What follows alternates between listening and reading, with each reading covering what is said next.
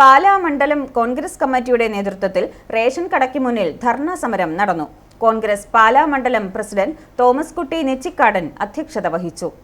KPCCയുടെ നിർദ്ദേശമനുസരിച്ച് പാലാ മണ്ഡലം കോൺഗ്രസ് കമ്മിറ്റിയുടെ നേതൃത്വത്തിൽ പഴയ കൊട്ടാരം ജംഗ്ഷനിലെ റേഷൻ കടയ്ക്ക് മുൻപിലാണ് ധർണാ സമരം നടത്തിയത്. അരി എവിടെ പറയൂ സർക്കാരെ എന്ന മുദ്രാവാക്യം ഉയർത്തിക്കൊണ്ട് രൂക്ഷമായ വിലക്കയറ്റത്തിൽ പ്രതിഷേധിച്ചുകൊണ്ട് നടത്തിയ സമര പരിപാടിയിൽ കോൺഗ്രസ് പാലാ മണ്ഡലം പ്രസിഡന്റ് തോമസ് കുട്ടി നെച്ചിക്കാടൻ അധ്യക്ഷത വഹിച്ചു. സതീഷ് ചൊള്ളാനി, സാബു എബ്രഹാം, ഷോജി ഗോപി, ടോണി തൈപ്പറമ്പിൽ, തോമസ് പുളിക്കിൽ, മാത്യുക്കുട്ടി കണ്ടത്തിപ്പറമ്പിൽ, സിബി കിഴക്കയിൽ, മുനിസിപ്പൽ കൗൺസിലർമാരായ മായ രാഹുൽ, ആനി ബിജോയ്, ലിസിക്കുട്ടി മാത്യു തുടങ്ങിയവർ പ്രസംഗിച്ചു. കേരളത്തിൽ ഏകദേശം 14,000 താലൂക്കിൽ തന്നെ 23 കടകളാണ്.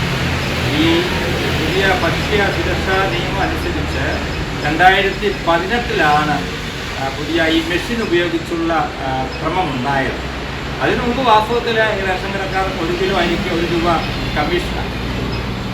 ഈ 2018 തൊട്ട് റേഷൻ കടയ്ക്ക് ഒരു മാസം 4 ടണ്ണ് ഭക്ഷ്യസാധനങ്ങൾ വിൽക്കുമ്പോൾ അവർ കൊടുത്തുകൊണ്ടിരുന്നത് 18,000 രൂപ. ഇതവർക്ക് തികയില്ല. കാരണം വാടക കൊടുക്കണം, കറണ്ട് ചാർജ് കൊടുക്കണം, പിന്നെ അത്യാവശ്യം വന്ന ചില കടകളിൽ എക്സ്ട്രാ ഒരാളെ വെക്കണം. അവർക്ക് 500 രൂപ വെച്ച് കഴിഞ്ഞാൽ പോലും ഈ കിട്ടുന്ന പൈസ അവർക്ക് കൊടുക്കാൻ മാത്രമേ ഉള്ളൂ. മാത്രമല്ല 2-3 മാസക്കാലത്തെ കുടിശ്ശിക കൊടുക്കാൻ ഈ റേഷൻ വ്യാപാരികൾക്ക് കൊടുക്കാൻ. അതുകൊണ്ടാണ് അവർ സമരത്തിലേക്ക് വന്നത്. അവരുടെ പ്രധാനപ്പെട്ട ഡിമാൻഡ് എന്ന് പറയുന്നത്. i4A news Pala.